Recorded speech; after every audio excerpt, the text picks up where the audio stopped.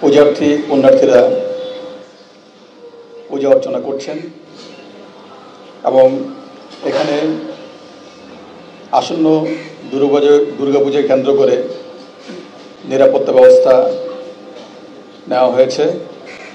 আপনাদের মাধ্যমে এই ঐতিহ্যবাহী ঢাকেশ্বরী মন্দির থেকে সারা বাংলাদেশের প্রতিটি অঞ্চলে সনাতন ধর্মাবলম্বী ভাই ও বোনদের শারদীয় শুভেচ্ছা জানাচ্ছি। আশা করছি 31,000-এর অধিক 31,500 সংখ্যাটা কম বেশি হতে পারে। এক্ষেত্রে বাংলাদেশ পুলিশ এবং অন্যান্য আইন শৃঙ্খলা বাহিনী সার্বিক নিরাপত্তা প্রদান করছে। নিরাপত্তা ব্যবস্থার যদি একটু বলতে চাই, সেই ক্ষেত্রে বলতে পারি যে আমাদের নিরাপত্তা ব্যবস্থার 3টি পর্যায়। এখন প্রাক পূজা যে ব্যবস্থা, পূজার আগে সেই ব্যবস্থার ক্ষেত্রে আমরা প্রতিটি জায়গায় টহল বাড়িয়েছি। নিরাপত্তা ব্যবস্থার জন্য অন্যান্য যে সিকিউরিটি এলিমেন্ট স্কেলিটন আকারে মোতায়েন হয়েছে।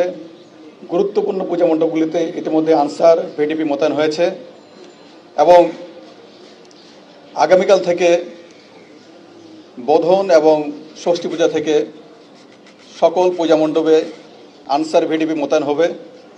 অন্যান্য পুলিশের যে স্ট্রাইকিং ফোর্স, টহল ফোর্স, তারাও মোতায়েন থাকবে। এবং আপনারা জানেন যে আইন শৃঙ্খলার জন্য এখন সশস্ত্র বাহিনী প্রত্যেকটি জেলায় প্রতিটি অঞ্চলে মোতায়েন আছে, তারাও কিন্তু পূজার ডিউটি পালন করবে। এছাড়াও সীমান্ত এলাকায় বিজিবি, উপকূলীয় এলাকায় কোস্টগার্ড, নৌ অঞ্চলে নৌ পুলিশ সহ বিশেষায়িত যে পুলিশ বাহিনী রয়েছে তারাও কিন্তু দায়িত্ব পালন করছে। আমরা যে কোনো জায়গায়, যে কোনো পূজা মণ্ডপে যদি কেউ শান্তি শৃঙ্খলা বিঘ্ন ঘটায়, যদি কেউ অপতৎপর চালায়, সেই ক্ষেত্রে তাৎক্ষণিক দ্রুত ব্যবস্থা নেওয়া হবে। এবং আমাদের মোবাইল টিম সহ স্ট্রাইকিং ফোর্স তারা সব জায়গায় কাছাকাছি দূরত্বে রয়েছে। প্রতিটি পূজা মণ্ডপে পর্যাপ্ত সংখ্যক শৃঙ্খলা বাহিনীর সঙ্গে, আনসারি বাহিনীর সঙ্গে ভলান্টিয়ার গ্রুপ রয়েছে, তারাও কিন্তু 24/7 কাজ করছে। সুতরাং কোথাও কোনো ধরনের বিশৃঙ্খলা, অপতৎপরতার কোনো সুযোগ নাই।